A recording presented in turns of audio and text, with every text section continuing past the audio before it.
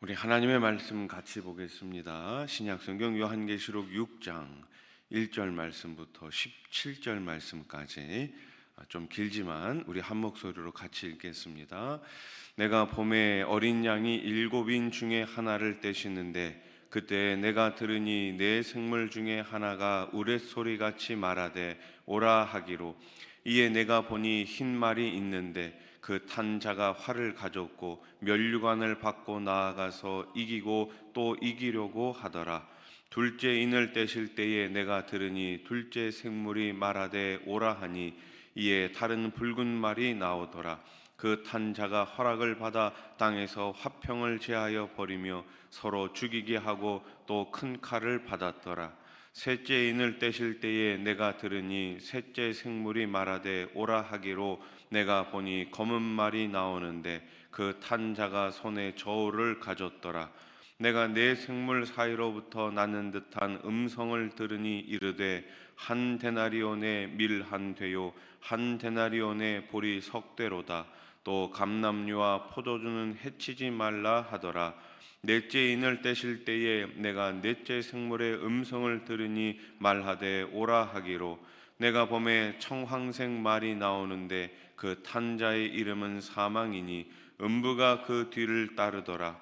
그들이 땅 4분의 1의 권세를 얻어 검과 흉년과 사망과 땅의 짐승들로서 죽이더라. 다섯째 인을 떼실 때에 내가 보니 하나님의 말씀과 그들이 가진 증거로 말미암아 죽임을 당한 영혼들이 제단 아래에 있어 큰 소리로 불러 이르되, 거룩하고 참되신 대주제여, 땅에 거하는 자들을 심판하여 우리 피를 갚아주지 아니하시기를 어느 때까지 하시려 하나이까 하니, 각각 그들에게 흰 두루마기를 주시며 이르시되, 아직 잠시 동안 쉬되 그들의 동무 종들과 형제들도 자기처럼 죽임을 당하여 그 수가 차기까지 하라 하시더라. 내가 보니 여섯째 인을 떼실 때에 큰 지진이 나며 해가 검은 털로 짠 상복같이 검어지고 달은 온통 피같이 되며 하늘의 별들이 무화과 나무가 태풍에 흔들려 설익은 열매가 떨어지는 것 같이 땅에 떨어지며, 하늘은 두루마기가 말리는 것 같이 떠나가고 각 섬과 섬이 제자리에서 옮겨짐에, 땅의 임금들과 왕족들과 장군들과 부자들과 강한 자들과 모든 종과 자유인이 굴과 산들의 바위 틈에 숨어 산들과 바위에게 말하되, 우리 위에 떨어져 보좌에 앉으신 이의 얼굴에서와 그 어린 양의 진노에서 우리를 가리라. 그들의 진노의 큰 날이 이르렀으니 누가 능히 서리요 하더라. 아멘. 할렐루야. 오늘 이 새벽에 나오신 여러분들을 주님의 이름으로 축복합니다.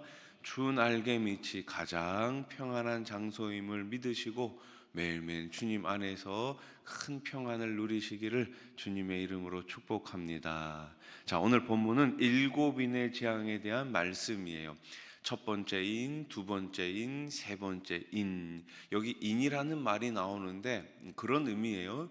우리가 편지를 받아보면 이렇게 편지가 봉해져 있잖아요. 그런 의미입니다. 그러니까 인을 뗀다라는 것은 마치 편지를 하나씩 떼듯이 그 봉해진 것을 연다, 이렇게 이해하시면 됩니다. 자, 그리스도께서 재림하시기 전에 이 땅에는 어떻습니까? 전쟁과 기근과 질병 등 무시무시한 재난이 휩쓸고 지나가게 됩니다.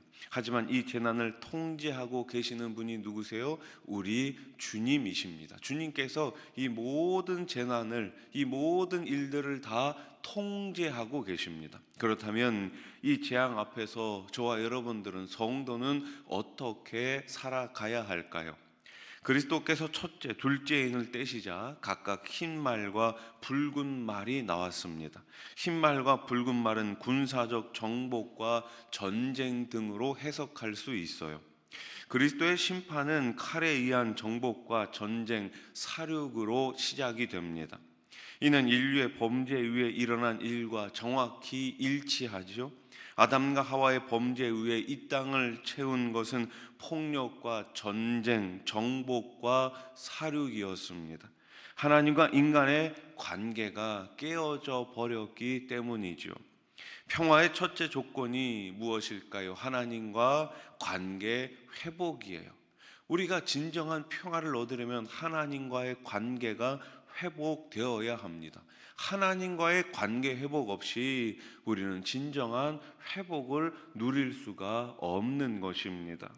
성도는 하나님과의 관계를 회복하고 이 세상에 평화의 복음을 전하고 이 세상 가운데 언제든지 하나님이 주시는 평화를 전달해야 하는 의무가 있는 거예요. 그래서 복음이 들어가는 곳곳마다 전쟁이 멈추고 하나님이 주시는 평안이 가득해지는 것입니다. 선교사님이 가셔서 선교사님들이 사역하는 현장마다 다툼이 아니라 예수님으로 말미암아 하나 되는 은혜가 넘치는 평화로운 그런 일들이 일어나는 것이 아니겠습니까? 우리가 선교사님들을 위해 기도할 때마다 선교사님의 사역을 통해 하나님의 진정한 평화가 그 땅 가운데 넘치도록 기도해 주시기 바랍니다.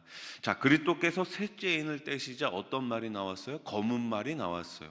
그 탄 자의 손에 뭐가 들려 있습니까? 저울이 들려 있습니다. 5절 말씀 같이 읽어봅시다. 시작. 셋째 인을 떼실 때에 내가 들으니 셋째 생물이 말하되 오라 하기로 내가 보니 검은 말이 나오는데 그 탄자가 손에 저울을 가졌더라. 아멘. 성경에서 저울은 주로 기근에 대해서 말할 때 사용되는 말입니다.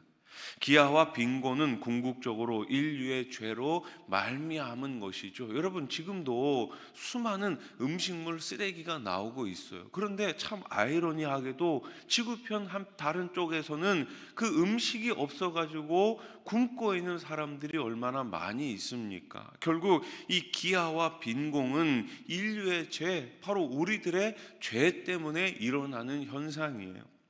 그러므로 성도는 기아와 빈곤에 시달리는 사람들을 보면서 아픈 마음으로 그들을 위해 기도해야 하는 것이죠. 또 주님의 사랑으로 나의 것을 이웃과 나누며 부지런히 복음을 전함으로써 세상에 주님의 마음을 전달해야 하는 것이죠. 주님의 마음을 나누어야 하는 것이 아니겠습니까? 이제 한 달이 있으면은 성탄절이 다가옵니다. 예전에는 이 성탄절 되면 이 구세군 소리가 참 많이 났는데 요즘은 별로 그렇게 많이 나는 것 같지 않아요. 그래도 많은 교회들마다 성탄절이 다가오면 어떻게 합니까? 선물들을 다 이렇게 장만해 가지고 어려운 이웃들에게 또 해외 나가 있는 우리 선교사님들에게 이런 물품들을 다 전달하지 않습니까? 여러분, 우리가 이것을 하는 이유가 뭐예요? 바로 주님께서 우리들에게 주셨기 때문이 아니겠습니까? 오늘 나에게 주어진 모든 것들이 내가 잘해서 얻은 것이 아니라 하나님의 은혜로 하나님께서 나에게 주셨기 때문에 이것을 내 마음대로 사용하는 것이 아니라 주신 분 뜻대로 사용하는 것이 바로 청지기의 삶, 맡은 자의 삶인 줄로 믿습니다. 그래서 우리는 복음과 함께 계속해서 나누는 사역을 해야 하는 것입니다. 우리 수원아산교회가 주님 다시 오실 때까지 복음과 함께 이 나누는 사역을 계속해서 잘 감당할 수 있기를 소망합니다. 우리 반찬 나눈 팀이 있잖아요. 많은 분들이 헌금을 해 주십니다. 그래서 이 반찬 나눔 팀에서 매월 정기적으로 후원도 하고 또 우리 비정기적으로 어려운 이웃들, 이 지역 사회에 또 필요한 곳곳에 우리가 계속해서 나눔을 하고 있습니다. 나누는 것, 여러분, 나눌 수 있다는 것이 얼마나 큰 기쁨이고 얼마나 큰 행복입니까? 주님께서 우리들에게 자신의 피를 다 쏟으시고 물을 다 쏟으시고 새로운 생명을 나누어 주시지 않았습니까? 우리도 어려운 이웃들을 볼 때마다, 복음에서 제외된 그런 사람들을 볼 때마다 다시금 복음을 통해 가지고 우리들에게 주어진 것들을 통해 가지고 계속해서 섬기고 나눌 수 있기를 소망합니다. 그리스도께서 넷째 인을 떼시자 죽임을 상징하는 청황색 말이 나왔고 그 위에 탄 자가 권세를 얻어 사람들 몇이요? 4분의 1을 검과 흉령과 사망과 땅의 짐승으로 죽입니다. 자, 8절 말씀 보세요. 내가 봄에 청황색 말이 나오는데 그 탄 자의 이름은 사망이니 음부가 그 뒤를 따르더라. 그들이 땅 4분의 1의 권세를 얻어 검과 흉령과 사망과 땅의 짐승들로서 죽이더라. 아멘. 여기 보니까 4분의 1 이렇게 나와 있죠. 100%가 아니에요. 전부가 아니에요.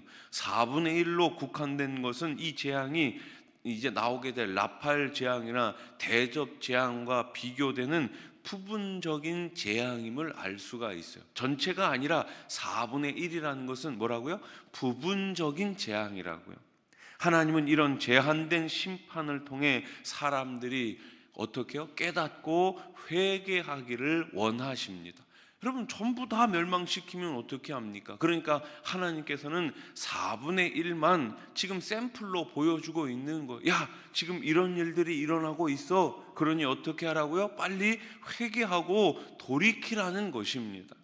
성도는 이런 하나님의 뜻을 분명히 알고 나 자신을 돌아보며 겸손히 회개하는 자가 되어야 하는 것입니다. 요한은 순교자들이 하늘의 성전 제단 아래에서 하나님께 자신들의 핏값에 대한 심판을 탄원하는 모습을 보았습니다. 10절 말씀 보세요. 큰 소리로 불러 이르되 거룩하고 참되신 대주제여 땅에 거하는 자들을 심판하여 우리 피를 갚아주지 아니하시기를 어느 때까지 하시려 하나이까. 아멘. 사적 복수가 아니라 공의로운 하나님의 심판을 호소하는 것입니다. 땅에서 목숨까지 잃으면 끝까지 믿음을 지켜 말씀대로 충성했던 순교자들은 하늘에서 높임을 받게 되는 것이죠. 여러분, 우리가 이 땅에서 이렇게 어렵고 힘들고 그렇지만 우리가 참고 인내하는 이유가 무엇입니까? 하늘 상급이 기다리고 있기 때문에 그런 것이 아니겠습니까? 만약에 하늘 상급이 없다면, 만약에 천국 소망이 없다면 우리가 이렇게 추운 날씨에, 눈 오는 날씨에 이 새벽에 나와서 예배하고 기도드리는 것이 무슨 의미가 있겠습니까? 우리가 다 구원받은 하나님의 자녀로서 그 구원의 은혜에 감격해서, 그 구원의 은혜에 감사해서 오늘도 예배의 자리에서, 기도의 자리에서, 섬김의 자리에서 끝까지 인내하는 것이 아니겠습니까? 성도는 이 땅을 살아가며 불의한 핍박을 받을 때 끝까지 온유한 자세로 믿음을 지키고 진리를 전하는 삶을 계속해서 살아가야 합니다. 대재앙의 마지막 날에 그리스도를 믿지 않던 자들은 굴과 산, 바위 틈에 숨어 산과 바위에게 자기들 위해 떨어질 것을 호소할 것입니다. 자, 16절 말씀 같이 한번 봅시다. 시작. 산들과 바위에게 말하되 우리 위에 떨어져 보좌에 앉으신 이의 얼굴에서와 그 어린 양의 진노에서 우리를 가리라. 아멘. 여러분, 산들과 바위에게 말하고 있어요. 우리에게 떨어져라. 여러분, 우리에게 떨어지면 어떻게 해요? 죽는 거 아닙니까? 그런데 지금 죽는 것보다 더 두려운 게 뭐예요? 어린 양의 진노예요.